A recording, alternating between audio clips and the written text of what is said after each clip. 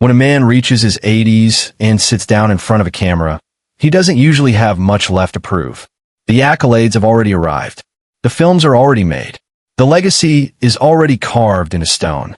But sometimes, at that particular intersection of time and reflection, a man decides that the one thing he spent his entire life hiding is finally the one thing the world needs to hear.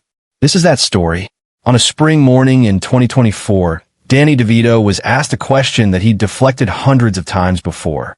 It wasn't about his films or his television work or the mountains of respect he'd earned across 6 decades in entertainment. It was about her. It was about Rhea. And this time, instead of offering the practice smile and the redirect, he stopped. He took a breath. And then he said something that would echo across social media, across dinner tables, across every conversation about what love is actually supposed to look like. He said that at 80 years old, after more than 50 years of knowing her, Rhea Perlman was the only love of his life. Not one of many.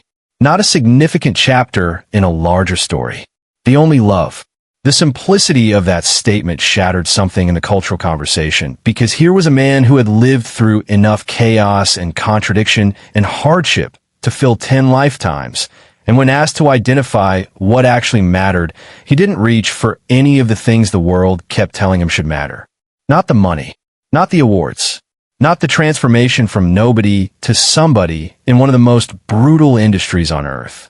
He reached for a woman from Brooklyn who had walked into a theater nearly 55 years earlier and decided in that moment that the short man on stage was the most interesting person she would ever see.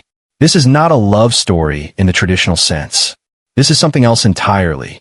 This is a story about what happens when two people build something so real, so functional, so genuinely rooted in actual partnership that the traditional markers of romance become almost irrelevant.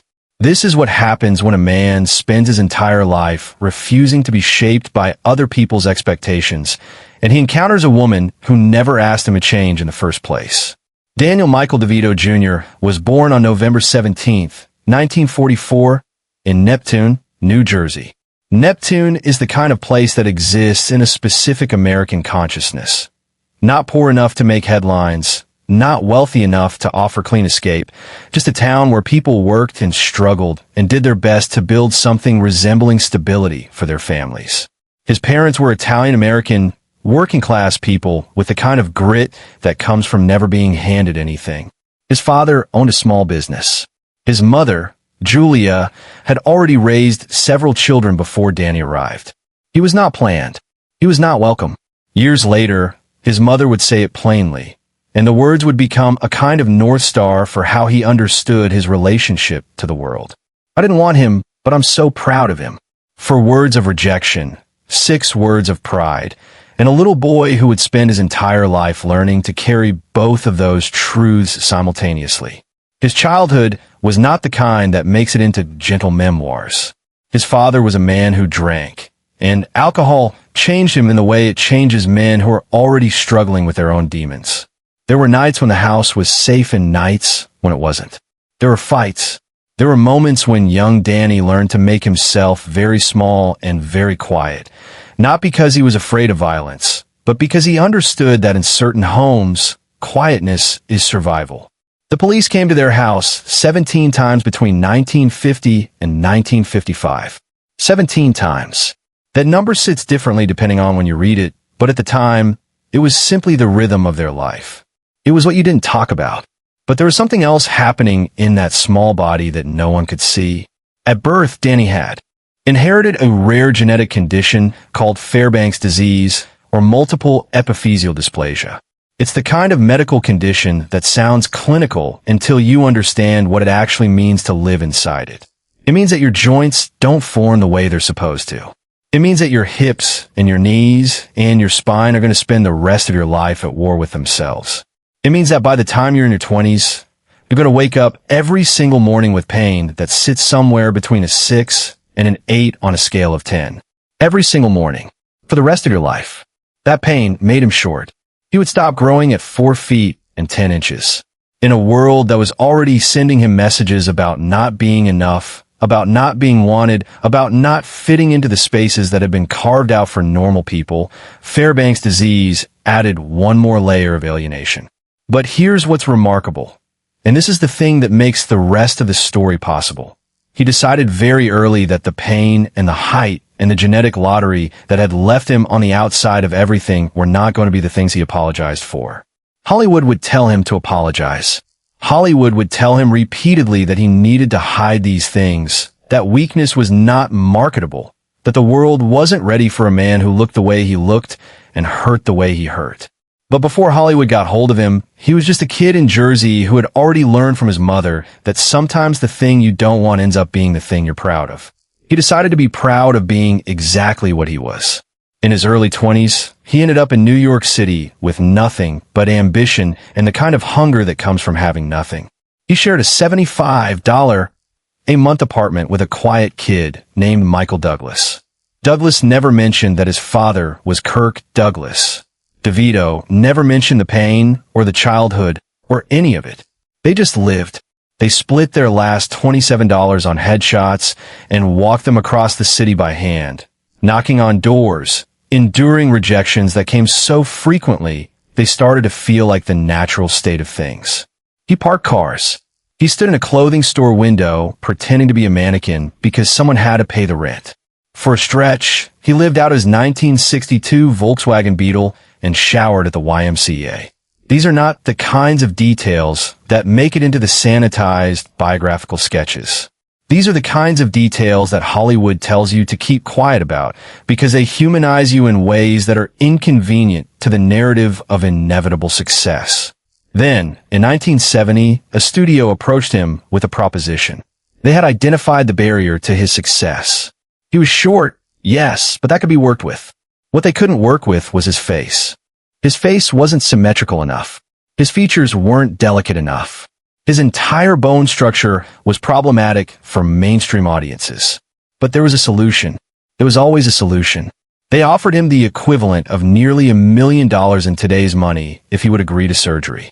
Not just one surgery, multiple surgeries, a reshaping, a reconstruction, a transformation into something more palatable, something easier for audiences to accept, something that would fit into the neat categories that Hollywood had already decided were worth marketing.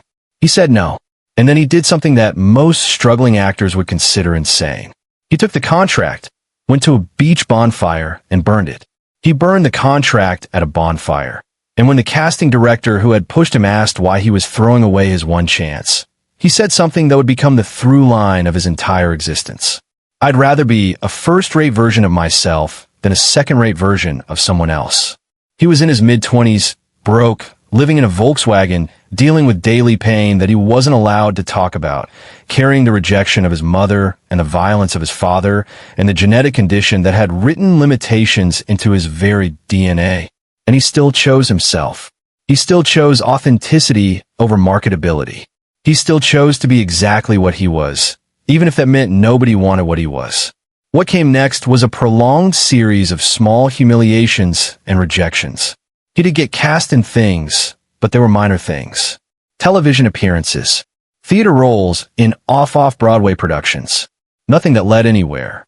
Nothing that suggested that burning that contract had been anything other than professional suicide. By 1970, Danny DeVito was 26 years old, had been told more times than he could count that he was wrong in almost every way that mattered, and had not yet been truly seen by another person in the way that changes you. In a way that makes it possible to believe that maybe the answer he gave the casting director was actually true. That changed on January 17th, 1970. It was a small off-Broadway production called The Shrinking Bride. It was the kind of play that doesn't end up in theater histories. It was modest, it was small, it was the kind of thing that plays one night only in a modest venue in New York City. Rhea Perlman had gone to see a friend who was in the cast. That was the only reason she was there. She was 22 years old, born and raised in Bensonhurst, Brooklyn, the daughter of a Polish immigrant who worked in the toy business. She had studied drama at Hunter College, graduated in 1968, and was spending her days waitressing at the Rainbow Room in Rockefeller Center and her nights auditioning for anything she could book. She was sharp. She was funny. She was the kind of person who fills a room with her presence without needing to raise her voice. She sat down to watch her friend perform, and then she saw him. There was a stocky man on that stage. He wasn't tall. His face wasn't the kind of face that gets you cast as the Hollywood leading man. But he was commanding that room in a way that had nothing to do with appearance. It had to do with presence. It had to do with the way he moved through space. It had to do with the gravity he created around himself. Rhea Perlman forgot entirely why she had come. She forgot about her friend. She forgot about everything except the man on that stage and the way he was making every moment feel alive. When the show ended, she didn't wait for a formal introduction. She asked around, did he have a girlfriend? No. She came onto him big time. She would say years later, still laughing about it. She walked up to him, and she made it clear that she needed to know him immediately. They went to dinner. They talked for hours. And somewhere in those hours, something shifted in the universe in a way that neither of them fully understood, but both of them completely recognized. Danny would say later that he knew within 22 minutes of meeting her that she was the woman he wanted to spend his life with. Not that she might be. Not that she seemed promising. That she was the one. The specificity of that number, 22 minutes, suggests that he wasn't exaggerating. He knew. The way sometimes you know things without needing any external validation. 2 weeks later, Rhea moved into his Manhattan apartment. Not 2 months. Not a careful, measured courtship with traditional milestones. 2 weeks. Two people from similar backgrounds with working-class roots and big ambitions and the specific kind of toughness that comes from never having had anything handed to them looked at each other and recognized something they hadn't known they were looking for. They would live together for 11 years before getting married. Not because the commitment was uncertain. Not because they were waiting for the right time or the right circumstance. They lived together for 11 years because neither of them needed a piece of paper to understand what they already had. By 1975, Danny's career had stalled into a particular kind of limbo. He was known for small things, memorable things, but nothing that suggested he was going to become anything more. Then Michael Douglas, who had become a producer, was bringing Ken Kesey's One Flew Over the Cuckoo's Nest to the screen. He wanted Danny for a small role. A psychiatric patient named Martini. It was the same role Danny had played years earlier in a stage version of the story. The director, Milos Forman, initially resisted. The studio wanted a bigger name, someone more recognizable. But Douglas held firm. He knew something about Danny that the studio hadn't yet figured out. Danny was cast. He was on screen for 5 minutes and 52 seconds. In those 5 minutes and 52 seconds, he left a mark so indelible that people are still describing it 50 years later. The film won 5 Academy Awards. Danny wasn't nominated, but he was finally on the map. He was finally seen. In 1978, Danny made a move that every single person in Hollywood told him was professional suicide. He turned down 3 movie roles to audition for a television sitcom called Taxi. His own agent told him not to do it. Television was where movie careers went to die. Television was for people who couldn't make it in the real industry. But Danny had read the script. He understood something about the character of Louis De Palma, a dispatcher, mean and petty and unapologetically awful in every direction, that made him know, the same way he had known when he met Rhea, that this was right. He walked into that audition and performed a 7-minute monologue that left the room in complete silence. ABC was nervous about his height. James L. Brooks, the creator, threatened to quit the show if they didn't cast him. They cast him. Danny signed a contract without negotiating, even though it paid 40% less than what the other actors were making. He didn't care. Then in the second season of Taxi, something remarkable happened. Rhea joined the cast. She was cast as Zena Sherman, Louis De Palma's girlfriend. The producers thought the chemistry between them was exceptional acting. They were right. It was exceptional acting, but it was also something more. It was two people who knew each other in the way that very few human beings ever truly know another person. They had lived together for 9 years at that point. They knew each other's rhythms, each other's silences, each other's deepest insecurities. The chemistry was real because the connection was real. In January of 1982, after 11 years of living together, they got married quietly. No production, no performance, Just two people who had already committed to each other, deciding to make it official.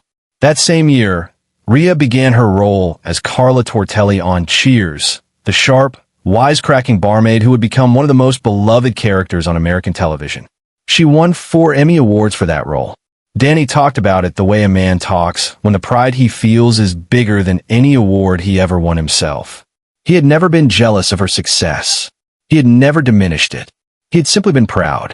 In 1983, while still filming Taxi and working nights and weekends, they quietly started a production company together called Jersey Films. Over the next 2 decades, Jersey Films became one of the most consequential independent production companies in American cinema. They produced Quentin Tarantino's Pulp Fiction. They produced Erin Brockovich. They produced Out of Sight and Garden State, and a list of other films that changed the landscape of cinema. The Pulp Fiction story alone tells you something about how they operated. Tarantino had been rejected by every major studio. Every door was closed. Every executive had told him that his script was too violent, too long, too unmarketable. But Danny and his partners at Jersey Films kept the project alive. They gave Tarantino money when he had none. They gave him office space. They let him make his film for $8 million when other studios were telling him it was impossible to tell a story like that for anything less than $25 million. He promised it would look like a $25 million movie. He kept that promise. And in doing that, they changed not just Tarantino's life, but the entire trajectory of independent cinema. They did all of this while raising 3 children. Lucy was born in 1983. Grace was born in 1985. Jacob was born in 1987. The house was full. The work was relentless. But they had established a rule for themselves, a rule that they maintained for decades. No more than 2 weeks would go by without them working on something creative together. Not performing a marriage. Not going through the motions. Actually building something together. The clearest picture of what that partnership looked like came in 1996 with Matilda. Danny directed it. He played the awful Mr. Wormwood. He cast Rhea as his equally awful wife. He let their own children appear in small roles. But what audiences never saw was what was happening off camera. The young actress playing Matilda, Mara Wilson, was dealing with her mother's cancer during production. In the midst of filming a movie, Rhea and Danny quietly became a shelter for her. They cared for her the way you care for someone who belongs to you. When her mother was dying in the hospital, Danny arranged for an almost final cut of the film to be screened there, so that Mara's mother could see it before she passed. Years later, Mara Wilson would describe them as her favorite aunt and uncle. She would say that they had made something unbearable slightly more bearable in a way she never forgot. This was the thing that posters and award nominations never quite captured. The man who played monsters on screen was quietly, consistently one of the good ones. The woman who played sharp, quick-witted bartenders was deeply compassionate. Together, they were a kind of quiet example of what it looked like to actually live out the values you claim to have. Then in October of 2012, after 30 years of marriage and more than 4 decades together, they announced their separation. The world reacted as if something precious had been taken from it. Because in a Hollywood landscape full of relationships that lasted about as long as a press cycle, Danny and Rhea had been proof for millions of people that something different was possible. Not a performed love story. 2 real people from real places who had built a real life, and you could feel the actual difference. But here's what didn't happen. They didn't divorce. They separated and they didn't divorce. Months later, sources close to both of them told the media that they still loved each other. Always had, always would. By 2013, less than a year after the separation, they reconciled. They tried again. They went to therapy. 38 sessions by some counts. Danny rented out the same restaurant where they had spent one of their early dates. For 4 more years, they were together again. In 2017, they separated a second time. And still, they did not divorce. When a reporter asked Rhea in 2018 why they had never formally ended the marriage, her answer had the quality of someone who was past needing to dress things up for anyone's comfort. "We've been together a very long time," she said, "so there's a lot of love and history. We agree on enough things, so why ruin that with the yucky things that come with a divorce?" They were living in separate houses, but they were still husband and wife. Danny bought a house less than a mile from Ria's. They talked every single day. They met regularly at the same restaurant at the same table where they'd had one of their early dates. Their son noted that they shared a Netflix account and texted each other while watching the same shows from separate houses. They had created something that the world didn't have a category for, something that was neither marriage nor divorce, neither together nor truly apart. It was simply what happened when two people knew each other so completely that the traditional structures didn't quite apply. In 2024, when Danny was asked about Ria for the cameras, he didn't pause. "We're doing great," he said. "We see each other all the time. Yesterday was Lucy's birthday. We were all together for the party. We're a tight family." And then he added the part that said more than everything else. "You know, Ria and I met in 1970. We've been together for that long, and you grow together. It's like you really know how each other's feeling all the time. We participate in conversation daily. That is not how you talk about someone you used to love. That is how you talk about someone you never stopped." In May of 2019, when Ria appeared on Watch What Happens Live, Andy Cohen asked plainly whether she and Danny would ever divorce. She looked at him as if the question genuinely confused her. "What for?" she said. And in 2022, she said something that made people stop in their tracks. "Sometimes I wish we were still together because those are the glory days. But these are other kinds of glory days. Other kinds of glory days." There's a whole philosophy of love and partnership inside that sentence if you sit with it long enough. The recognition that what you had in the beginning, the intensity and the passion, the feeling of discovery, that those were glory days. But they weren't the only glory days. The glory days continued. They just looked different. They were quieter. They were deeper. They were made of understanding instead of excitement, of presence instead of newness, of choosing each other over and over again in 1,000 small ways that nobody else could see. In 2025, Danny finally began speaking publicly about Fairbanks disease in a way he never had before. Not for himself. He had made peace with the pain and the limitations and the way his body had always worked against him. He was speaking for the children who couldn't afford treatment. He was speaking for the people living in daily pain with no one to speak for them. For decades, he had been donating quietly, more than $12 million to fund bone condition research. None of it under his own name. None of it attached to a press release. He cared more about the outcome than the credit. Now he was speaking, too, about the decades of pressure from Hollywood to look more physically typical. The pressure to be smaller, to be less, to disappear into something more acceptable. Every single time the answer had been the same. "I'd rather be a first-rate version of myself than a second-rate version of someone else." He had said it in his 20s, broke and sleeping in a Volkswagen. He was still saying it at 81. And the thread that runs through all of it connects back to a woman who walked into a theater one January night and forgot the friend she had come to see. She had seen him before any credentials existed. She had chosen him when the world was still busy telling him he was the wrong shape for the frame.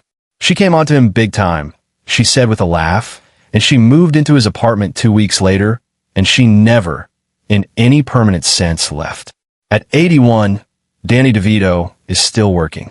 He's producing a sports documentary series for Prime Video with his son Jake and his daughter Lucy. He's still playing Frank Reynolds on It's Always Sunny in Philadelphia, a show he joined in 2006 when it was struggling and has never left. He showed up when they needed him, and he stayed. That appears to be something he has always been very good at. He and Ria still talk every day. They still have the same restaurant table.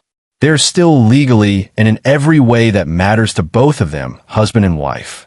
When asked to describe what Ria means to his life, Danny answered in the way he tends to answer the things that matter most. He didn't reach for anything grand. He didn't perform. He just told the truth. "We have 3 beautiful children, and now we have grandchildren. The family's growing. We participate in conversation daily. No poetry. No sweeping declarations." Just a man at 81 describing the shape of his daily life with the person he has known the longest in the plainest language he could find. And sometimes the plainest language is the truest kind. Danny DeVito was told at nearly every stage of his life that he was not enough. He refused to change. He burned contracts. He showed up in pain and never said why.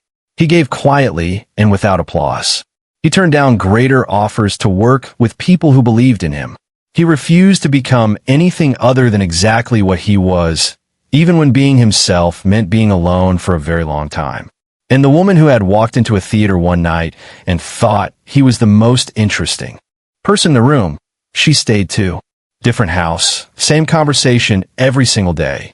Some things do not end just because the form they take changes. Some people find each other early and never fully let go.